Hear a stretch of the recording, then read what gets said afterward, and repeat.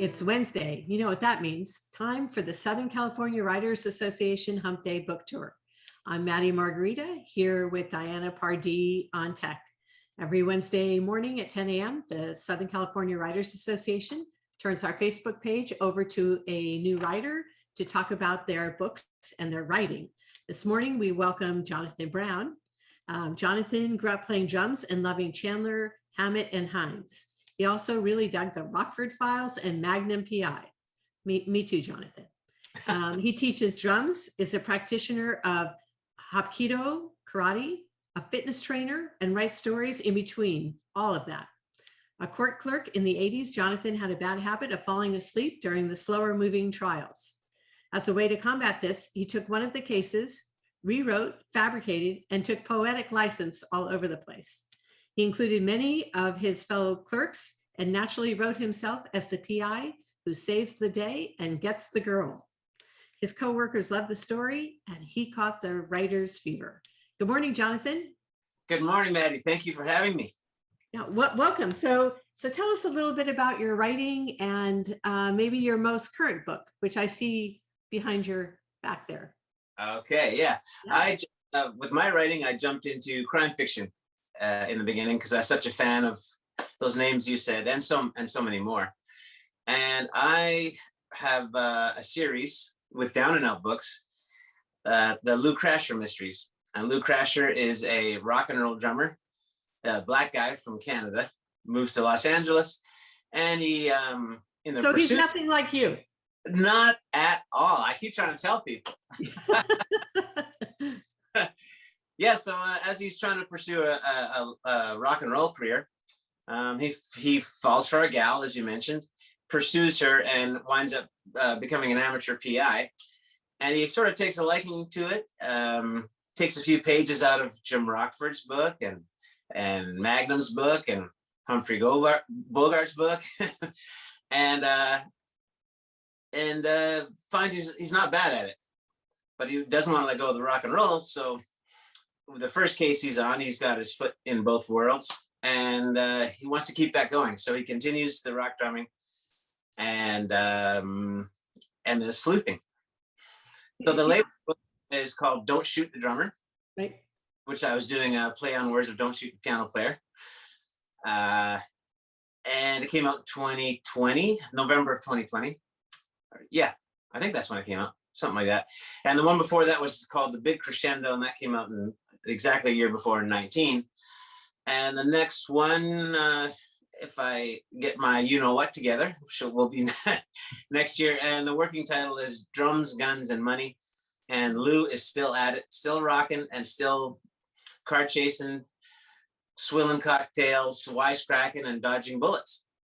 You know, that sounds like a great summary for him. But, you know, one of the things I love about the book is that not only is Lou a great character, and of course, as we established, nothing like you, yes. Except, you know, you're both pretty cool. Is that he's surrounded, like your favorite PIs, by a cast of characters that are almost as interesting as him, you know, like Rockford and Magnum, you know, the ensemble cast. You do such a great job at all those, writing all those characters. Yeah, did you approach that consciously, or is that something that just came naturally when you wrote the story? That pushed me into writing. Years ago, I'd sit around with my brother and, you know, a group of people, and we would just tell stories like you do, Friday night, having a few beers. And my brother made a comment. He's like, I don't know how these things happen to you. You walk into a room and all these characters are there. And I realized early on that I just had a knack for paying attention. And because I really dig people. And then you kind of focus on the quirky people. You look out for the dangerous people. I mean, I guess you could call it profiling. But I always thought, oh, this will be a good story to tell later. And then people said, hey, man, you should write that down. You know, you're a good storyteller. And that's how that whole thing started. And also being a minority, because I grew up in Canada as a black guy, there's a lot of times when you are actually the fly in the wall, you're ignored for a minute. I'm not saying it's hurtful, but you get to pay attention without anyone asking you, hey, what are you doing? just paying attention like that. So that's when you're really taking notes on character and people. And they've made it to the pages of my books. I mean, versions of them. You know, we were kidding before about Lou not being like you, but he's very much like you in a lot of ways. You're a musician, and I don't know if you get dragged into uncomfortable situations based on a strong moral compass, but who's cooler in your from your point of view, you or Lou Crasher? Oh boy. Lou is, I'm cooler because I'm sort of like cooler heads will prevail. Lou goes far, he's far more apt to go towards the danger than I am. Like you sort of gotta, I can see it and get out of it. Or if you put me against the wall, I'm taking you all with me, so to speak. But Lou sees it and he goes to it and he wants to solve it. And I don't have that much of a Boy Scout in me. I'd rather make it home safely so I can have a glass of wine with my wife. You have the drummer sense of survival. That's rock and roll survival, Jonathan, I think. Oh, it is. And you see a lot when you sit at the back of the stage instead of the front. You see the whole band, you see it all. Which I think you get that feeling and that perspective in your books. You capture that there's a bigger world out there, even though you've got that microscope, you know, focused right on what's happening. You do get that sense of setting, and the books are set in LA, right? Yes. Yeah.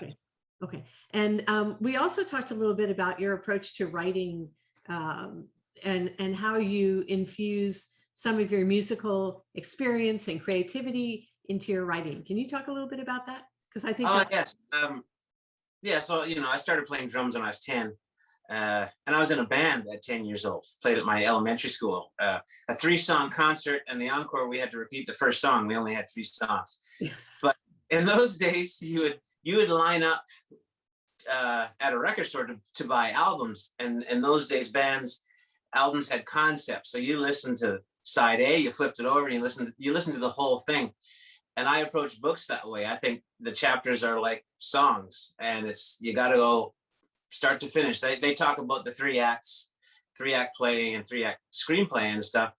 I hear the whole album with, you got your up-tempo songs, you got your ballads, you know, for your sex scenes or whatever. You got your tension, and that might be like hardcore rock and roll in a minor key where you're just feeling uncomfortable, but it's awesome. right. Yeah, so a lot of peaks and valleys, like albums, like music. So I definitely approach, because I want the good records we like. They just, you know, when you have a band and you listen to, someone said, I can listen to every track. You know what I mean? I want my book. The equivalent of that is people say, when I picked it up, I couldn't put it down. That's the goal. You know, it's so interesting that you say that, because there are so many bands out there that people just want to hear the singles off the album, right? And which is great for them, but for as an author, people just don't buy the book and read the chapter and feel satisfied. Right. You know, you have to look at that as a whole piece of work.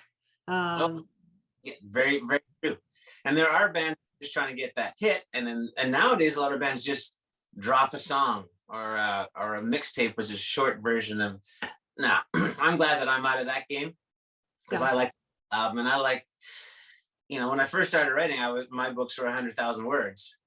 I was overwriting, but I didn't know what I was doing. But you know, I was putting everything in there. But yeah, I like the full length novel, and it's got a groove. You got to breathe with it. Yeah, I think that is an accurate description of your books. They have a groove to them, and I think people who are looking for an interesting book where you get an LA feel, you get the music feel. It feels very noir, but to me also, you know, it has that little bit of noir feel to it. Yeah. So yeah. So and you do other things besides that. You write also. You're working on a new book, right? A new protagonist. Yes, I signed a 3-book deal with Level Best, and which is Sean Riley Simmons. I think you know her. Yeah. I think she was on this show actually. Yeah. And so those books are 3 standalones, and they're all 3 different female protagonists, which has been fun and challenging. I really like to I love writing outside the comfort zone, female characters, and I like writing strong women characters because I always enjoyed that. Even if you go back to uh, Jimmy Cagney or Bogart, I mean, I don't I don't agree with this, but you might see him slap a woman, but she'll just wisecrack and talk back to him like, "Is that all you got?" Like I like a tough broad, and to modernize that, I really like writing badass women. So my first book is called Chloe. Each one's just going to be the name, and she's a high school senior, and she's a badass, and she's deadly with a knife. So not only are you taking on writing women, you're taking on writing young women. yeah, Yeah. So interesting. Where does that voice come from? I've never grown up, so There you go. There you go. That helps. I don't know it. I started with a small town, and I don't know why that wasn't actually the plan. And the other two probably they'll be older, but it just seemed like kind of. I watched a couple of documentaries all in a row about social media and high school, and I think that it must have just got in that way because that world is so different from when I went to high school, and so much of it is online and cyberbullying. I watched these documentaries; they're pretty depressing, but I really got to see how these teenagers tick, and I started to use that and came up with this character. And when can we expect to see that out? 2022 sometime. 2022. All right. And you are, just so people know, you are a creative performer in every sense of the word. Not only are you a drummer and a writer, but now you've launched into audiobook narration, right? I started a business with a buddy of mine in Canada, Brent Halfyard, called Side Crow Productions. And Side Crow is an advanced yoga pose that he can do and I cannot do. So we're often teasing each other about the side crow. Can you demonstrate that now? No, I'm only kidding. Oh, I've got tight slacks on. No, so no. So we're Side Crow Productions because we're teasing each other about the pose. And we're a one-stop shop for audiobook narration. So we have a whole bunch of narrators, we have editors, audiobook producers, and we work along a company called Blackstone for distribution. So whatever you need, if you just hand us the book and we will cast it for you and get it recorded, we'll do that. We did one recently that was already recorded and they just needed distribution. So soup to nuts, as they say. And yeah, I'm jumping into the narration side of it myself. And I've got an amazing coach also in Canada named Erin Moon. She kicks my butt. And I love it. It's new challenges keep us young for sure. You know. So I'm curious. Really, the audiobook narration is acting. So all those skills go into that. So Yeah. how has that impacted, or has it impacted your writing? Well, I jumped into it and I got the gear and I said, oh, I can do this. I can do voices and I can do accents and all that stuff. And then lesson one with the coach, we're probably 20 minutes in. I said, like, this is acting. And she said, well, yeah, this is acting. I'm like, oh, I'm not an actor. I act a fool, but that's it. So we worked through it. We got through that first lesson and, I felt like I'd been to the gym and had a hard workout. And she said, welcome to the marathon, because this is the longest form you can get. If the top level narrators, if the finished product is a 10-hour book, they will record it in 20 hours if they're good. I'm like, man, okay, here we go. Right. So, and were you working on, are you practicing on one of the books that you've written or the book that somebody else wrote? Yeah. She gave me some short assignments, but I thought, let me apply this to Chloe, which is that first book that's coming out. And because I started to notice things in these assignments that in other people's writing, if one sentence is clunky when you read it out loud, it's just going to take the reader out when they're reading it. So I narrated the entire first draft after I was done. And I know I took the writing game up to the next level and really helps you trim the fat. You don't have to get sentences as short as Hemingway, unless that's what you're going for. But at times, when you just read it, it's a different thing than when you read it out loud. So, and I'm just curious because I think about reading something that I wrote, and every time I touch it, I change it. So the thought of reading it out loud and not being able to change it, it just would like give me hives. So now you're including that reading out loud part first, right before the publication step. Yeah. If I sit down to write for 2 hours, I'll just write straight out, and I write with music for sure. And I'll go as far to one side, just classical like Chopin, depending on the mood, and I'll go right on to progressive hard rock. If it's doesn't even have to be if it's a fight scene, just it's more the mood I'm in, and I can write with music going and distraction. I like it. But then if I'm like, okay, I banged up 4 chapters or 3 chapters, let me go back and listen to see what they sound like an album, and I'll read them out loud. And you won't it'll stop you from going back and doing it again and doing it again, because if it's bad, it's so obvious it's bad because you just read your own words out loud, and then you end up laughing at yourself. You fix it and you move on. So that's great. So do you have a playlist for your books? No, I don't.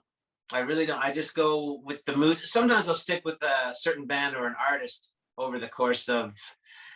There's a band called Audio Slave out of Seattle, and I did about 3 of their albums over most of this book, which was historical fiction, which was about Angelo Dundee, who was Muhammad Ali's boxing trainer. I don't know why they shouldn't go together, but it was just, I was digging that music, and it just really pushed the book along. So you not only write mystery, you write other things. You've written the Dundee biography or I guess, yeah, it would be biography. Yeah. When did that come out? In 2017 or 18.